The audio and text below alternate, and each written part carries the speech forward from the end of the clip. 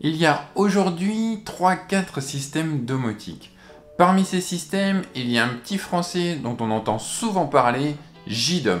Dans cette vidéo, je vais vous parler brièvement de JDOM et je vais vous montrer comment l'installer sur Docker sur un serveur domestique. C'est parti!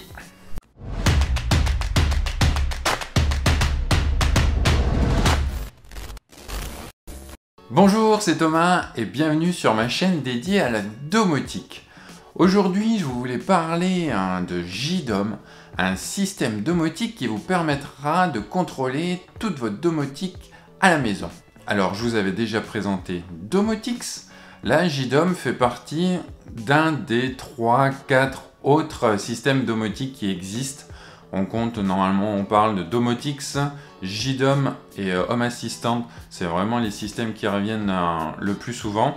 Donc aujourd'hui, c'est vraiment du petit français que je vais vous parler de JDOM.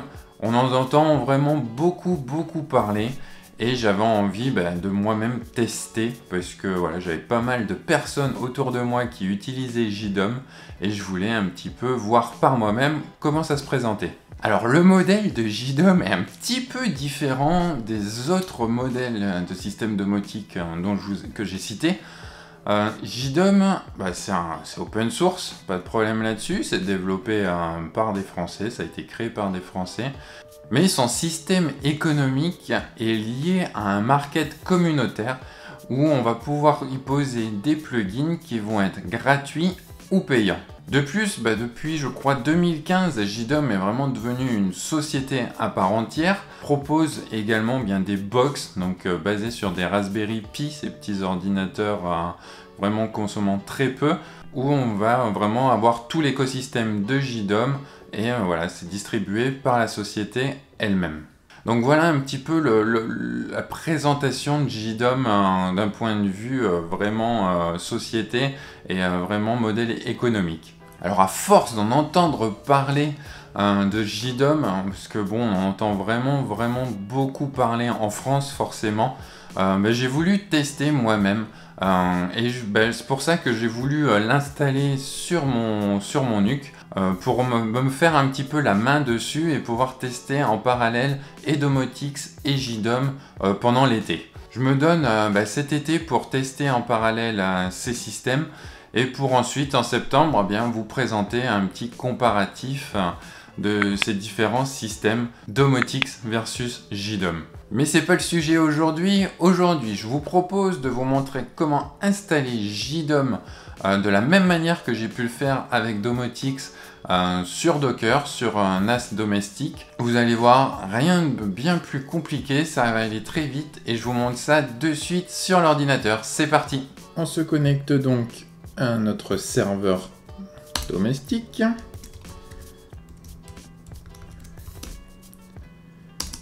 Et là, nous allons avoir besoin de créer deux répertoires. Deux répertoires qui seront persistants pour nos conteneurs.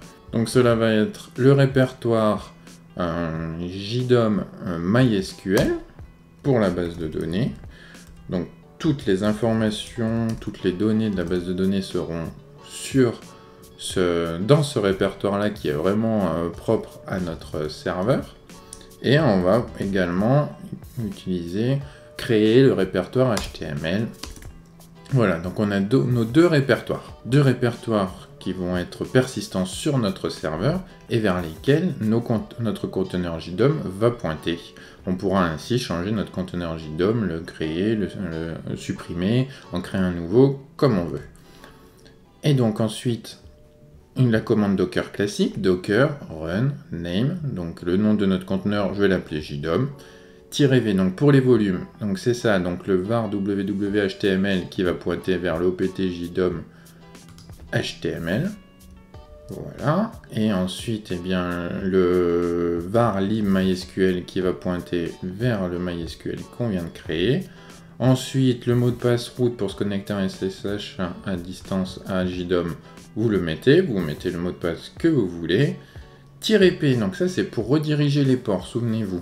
Donc on va rediriger le port interne de notre conteneur, le port 80, vers le port 90-80, qui je sais est libre moi sur mon serveur.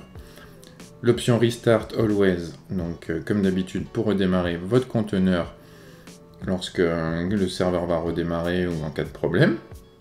Et notre image, donc JDOM, latest. Voilà, il va y avoir, du coup, il télécharge l'image. Voilà, 650 MB quand même l'image de JDOM. Donc qui est chargé quand même très rapidement. Et ensuite, on va donc extraire cette image et ça va créer notre conteneur et le démarrer. Et une fois qu'il démarre, eh bien le conteneur en fait c'est l'installation de JDOM qui commence. Donc voilà, l'installation de MariaDB de la base de données. Et donc voilà, on a bien l'installation est réussie et notre conteneur est démarré et fonctionnel. Maintenant, on peut aller sur notre compte, sur JDOM, donc sur l'interface web. Donc en tapant 192 et donc 90-80. Là, on arrive à JDOM. Donc voilà, là, le nom d'utilisateur et le mot de passe, par défaut, c'est admin et admin. Bien sûr, il demande à changer le mot de passe. Donc là, vous changez votre mot de passe pour un mot de passe fort, bien entendu. Et ensuite, il vous demande, donc comme je vous le disais tout à l'heure, très important le market pour JDOM. Hein, donc voilà, il faut absolument avoir un compte market pour JDOM. Donc soit vous en créez un, ou soit vous utilisez celui que vous avez déjà créé.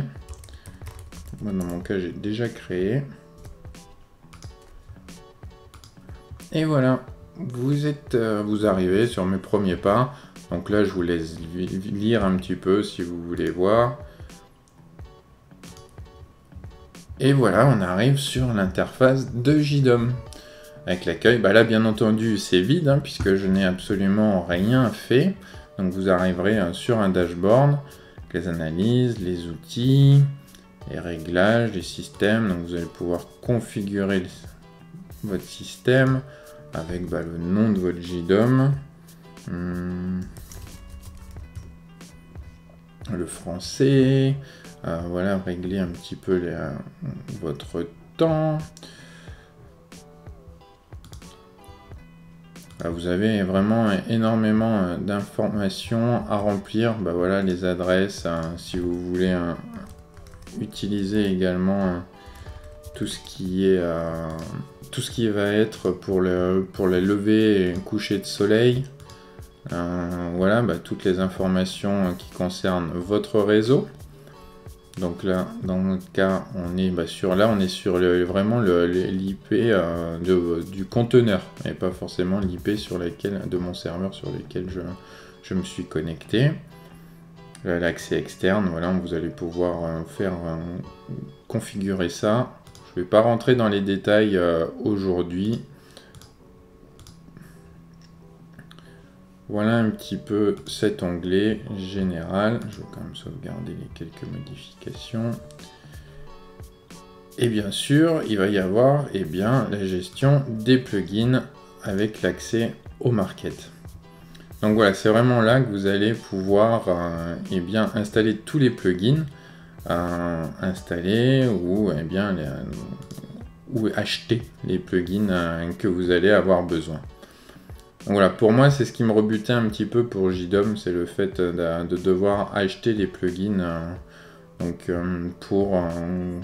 se rend compte que si on utilise le protocole Enochian, voilà, il y en a pour 6 €. Si Z-Wave, il est gratuit. RFXcom, voilà, ça va être 4 € de plus. Et tout ça, voilà, vous allez vraiment rajouter au fur et à mesure. La facture, elle peut vite grimper quand même. Hein. Du coup, c'est le côté un peu dommage, je trouve, de JDOM. Si on le compare, bien sûr, à Domotix ou même à Home Assistant. Mais ça, j'y reviendrai un petit peu plus tard.